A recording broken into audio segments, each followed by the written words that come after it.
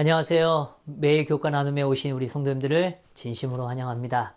오늘도 이 말씀의 자리가 능력과 생명의 자리가 되기를 간절히 소망합니다. 기도하고 말씀을 살피겠습니다. 하늘에 계신 아버지 하나님, 성령으로 우리의 심령을 이끌어 주시옵소서. 정말 우리의 힘으로는 도저히 한 발도 움직일 수 없는 연약한 존재입니다. 하나님, 저에게 다시 한번 말씀하시고 우리를 새롭도록 빚어 주시옵소서. 오늘 말씀으로 다시 집중하려고 합니다. 함께 하시고 펼쳐주시고 우리의 삶을 축복하여 주시옵소서. 이 시간을 주님께 온전히 맡기며 사랑 많으신 예수 그리스도의 이름으로 기도드리옵나이다. 아멘. 1월 12일 월요일, 오늘은 죽는 것도 유익함이라. 성도 여러분, 죽음이 정말 유익할 수 있을까요? 오늘 이 땅의 논리와 이 땅의 생각이라면 죽음은 끝입니다. 그런데 죽음이 정말 유익할 수 있을까요? 어떤 유익을 줄 수 있을까요? 내가 누릴 수 없고 내가 가질 수 없고 내가 경험할 수 없는데 그 죽음이 어찌 우리에게 유익을 제공할 수 있을까요? 오늘 바울의 고백과 선언은 참 역설적인 표현입니다. 바울은 생명과 죽음을 단순히 자신의 이기적 표현이거나 감정적 관점에서 비교하고 있지 않아요. 그는 이 문제를 대쟁투라는 거시적 관점에서 바라보고 있는 것입니다. 그런 의미에서 빌립보서 1장 21절은 분명하게 말해요. 내가 사는 것이 그리스도니 죽는 것도 유익함이라. 죽는 것이 유익한 이유는 내가 사는 것이 누구일까요? 그리스도이기 때문에 그렇습니다. 내 안에 그리스도가 살기 때문에 죽는 것도 유익할 수 있다는 거예요. 이 고백은 어쩌면 낭만적인 표현이 아닙니다. 아주 처절한 영적인 현실에 대한 깨달음이고 표현인 거죠. 우리가 처한 우주적 현실을 우리는 명확하게 직시해야 합니다. 우리의 삶은 영적인 전쟁에 놓여져 있다는 거예요. 고린도후서에서 이렇게 표현해 줍니다. 우리가 육신으로 행하나 육신에 따라 싸우지 아니하노니 우리의 싸우는 무기는 육신에 속한 것이 아니요 오직 어떤 견고한 진도 무너뜨리는 하나님의 능력이라. 모든 이론을 무너뜨리며 하나님을 아는 것을 대적하여 높아진 것을 다 무너뜨리고 모든 생각을 사로잡아 그리스도에게 복종하게 하니 너희의 복종이 온전하게 될 때에 모든 복종하지 않는 것을 벌하려고 준비하는 중에 있노라. 성도 여러분, 이 싸움이 정말 그냥 혈과 육에 관한 것이 아니라는 게 명확하게 담겨 있죠. 오늘 우리의 생각을 사로잡아 그리스도에게 복종하게 하겠다고 이야기하는 겁니다. 이 싸움은 생각과 가치와 충성의 전쟁이라는 것을 밝혀주는 거죠. 그런데 이 전쟁은요, 이미 승리한 전쟁이라는 사실입니다. 누구를 통해서요? 그리스도께서 이미 승리하신 싸움이라는 거예요. 골로새서에서는 다음과 같이 말해줘요. 통치자들과 권세들을 무력화하여 드러내어 구경거리로 삼으시고 십자가로 그들을 이기셨느니라. 어떤 통치자들이든 어떤 권세리들은 무력하게 하신다는 거예요. 뭐를 통해서요? 십자가로서 말이죠. 오늘 그리스도의 처절한 사랑의 결정적 그 공간, 그 십자가를 통하여 그분의 죽음을 통해서 그 일을 이기셨다라고 얘기하는 것입니다. 누가복음에서도 말해줘요. 예수께서 이르시되 사탄이 하늘로부터 번개같이 떨어지는 것을 내가 보았노라. 이것은 십자가의 승리를 통하여 확정되었다는 의미인 겁니다. 그래서 이제는 죽음이라는 것 자체가 단순히 패배가 아니라 죽음을 통한 유익을 강조해 주고 계시는 거죠. 이제 우리는 죽음에 대한 영적 의미와 우리의 삶에 일어나는 축복을 조금 더 생각해 볼 필요가 있습니다. 사는 것도 그리스도라는 이 표현 속에, 이 의미 속엔 결국은 내 안에 나는 날마다 뭐하는 삶이에요? 죽는 삶을 의미하는 것입니다. 그래서 고린도전서 15장 31절엔 이렇게 표현해 줍니다. 형제들아, 내가 그리스도 예수 안에 주 안에서 가진 바 너희에 대한 나의 자랑을 두고 단언하노니 나는 날마다 죽노라. 그는 날마다 죽음을 통하여 누가 사는 경험을 하고 있는 겁니까? 그리스도가 사시는 경험을 하는 거예요. 내 안에 그리스도가 남겨지는 경험을 하는 것입니다. 죽음은 철저히 자기 부인의 절정적 표현인 것이죠. 날마다 우리는 유혹을 저항하고 모든 형태의 이기심을 이겨야 한다. 날마다 우리가 그리스도 안에서 죽고 그 이기심을 극복해 가는 거예요.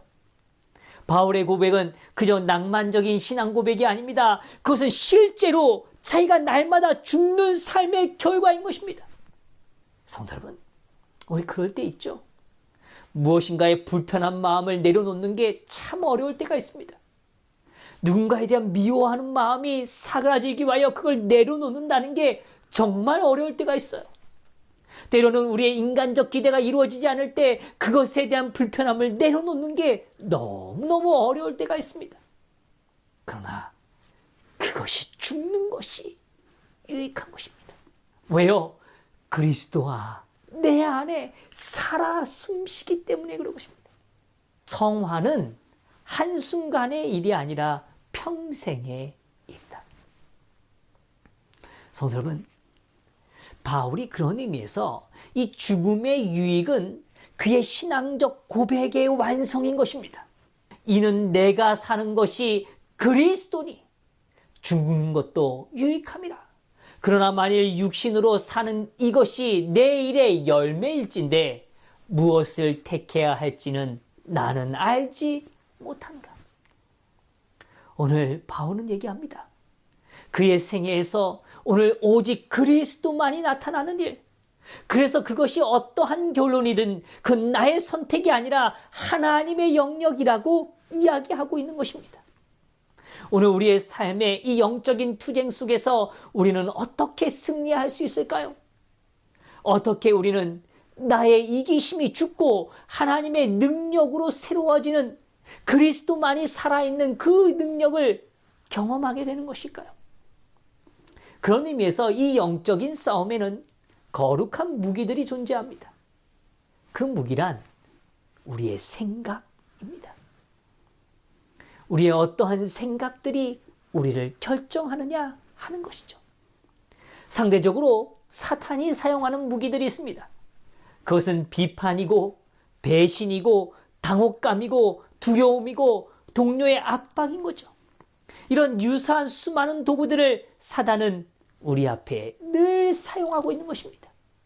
그러나 성도 여러분, 우리도 그 무기를 사용하려고 한다면 그때 우리는 우리의 자아가 살아나게 되는 것입니다. 그리고 그리스도는 우리 안에 더 이상 머무실 수가 없게 되는 거죠. 그래서 그리스도인이 결코 사용해서는 안 되는 도구들이 있는 것입니다. 상대적으로 오늘 그리스도인에게 주시는 그리스도가 내 안에 계실 때 우리에게 일어나는 강력한 무기들이 있는 거죠. 그것이 바로 사랑이고 자비이며 평화와 온유와 오래 참음과 친절과 절제인 것입니다. 오늘 이것이 오늘 우리의 삶에 사용되어질 때 그것이 궁극적으로 하나님의 말씀으로 우리 안에 작용하게 될 때 우리는 승리하게 되는 것입니다.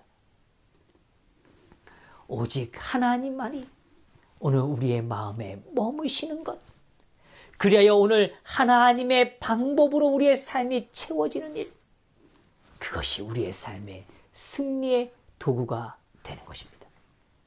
성도 여러분, 요셉의 삶을 좀 생각해 볼까요? 요셉처럼 또 생사의 기로를 그렇게 거친 사람이 없을 겁니다. 그는 형들의 손에 의하여 팔려갑니다. 그때부터 그는 살고 죽느냐, 사느냐, 죽느냐는 그 갈림길에 있었어요. 그러나 그는 그 문제를 뛰어넘기 시작해요. 그리고 오늘 오직 하나님만을 바라보며 자신의 삶을 이끄시는 하나님을 경험하게 되죠. 요셉은 그의 인내를 무기로, 그의 용서를 무기로, 그의 돌봄을 무기로 그의 절망의 지점과 삶과 죽음의 그 지점을 승리로 바꾸게 된 것입니다. 요셉은 생각한 거예요. 나의 인생의 진정한 주인이 누구이신지에 대해서요. 나의 생명의 가치와 존재가 어떤 의미인지에 대하여, 그리하여 그분은 그 안에 그리스도만을 바라보게 된 겁니다. 정직 자체이신 그분을 본 거예요. 순결 자체이신 그분을 본 겁니다. 겸손 자체가 되시는 그분을 본 것입니다. 그분은 너무도 흠노한 나머지 세상 것들이 그를 덮을 수 없도록 살아간 것이죠.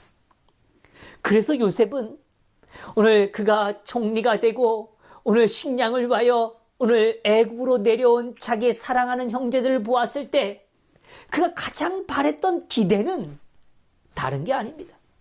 단순히 그들이 살고 있냐, 죽어가느냐, 아니면 누가 생존했냐, 이런 전제의 문제를 넘어서서 그 형제들의 삶에 진짜 살아있는 그리스도의 향기를 느끼고 싶었던 거예요.